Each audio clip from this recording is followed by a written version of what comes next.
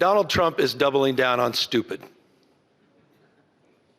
California has been a leader in climate policy going back to Ronald Reagan.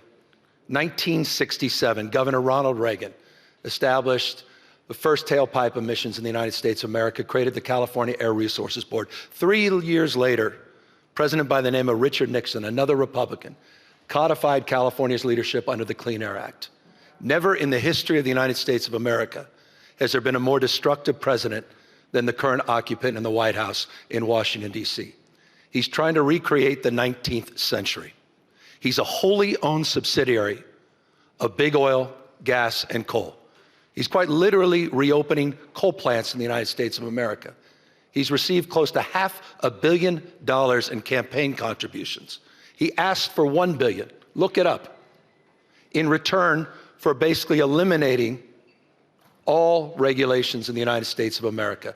De facto, he just did that yesterday with federal regulations and the endangerment finding. It is code red in terms of American leadership in this space. Low carbon, green growth. And I know a thing or two about this.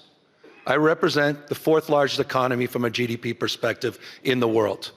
And we ran the 4th largest economy last year, 9 out of 10 days on 100% clean energy. 2/3 renewable energy. We've seen our GDP grow by 81% since 2000, and we've reduced our greenhouse gas emissions by 21%. 7 times more clean energy jobs than fossil fuel jobs.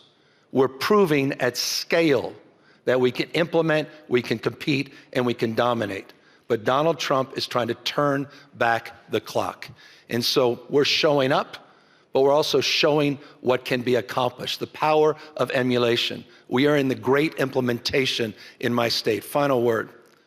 I hope, if there's nothing else I can communicate today, Donald Trump is temporary. He'll be gone in 3 years. California is a stable and reliable partner in this space.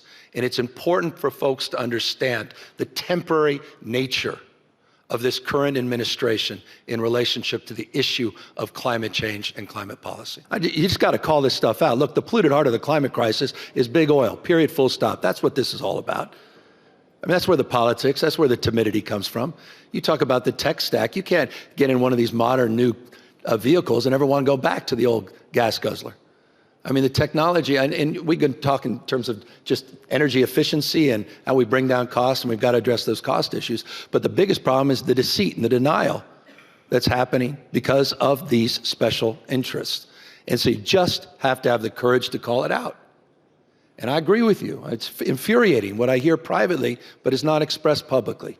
And so we have to call people out. They'll be held to account. They will be judged and ultimately judge themselves. And I think this is a moral moment, across the board, simultaneous crisis, not just climate, but democracy. All this stacking of stress. And we all have a relationship to it. Society becomes how we behave. We are our behaviors. And so all of us have a role to play. All of us have agency. We can shape this conversation, but we have to stand up with more clarity, conviction, and we have to be more consistent.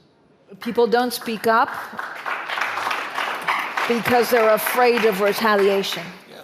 Well, you know, buck up. So am I. There's probably not a politician in the United States. I mean, I'm under assault attack by this guy every single day. Here's the President of the United States. He's 80 years old, and he's calling me a nickname that an 8-year-old called me, new scum. The President of the United States. You saw the racist tropes he put out.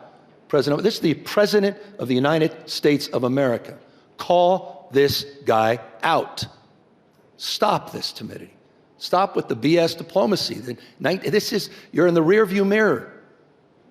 The recklessness of our own actions. And we're all becoming Chamberlains in this space.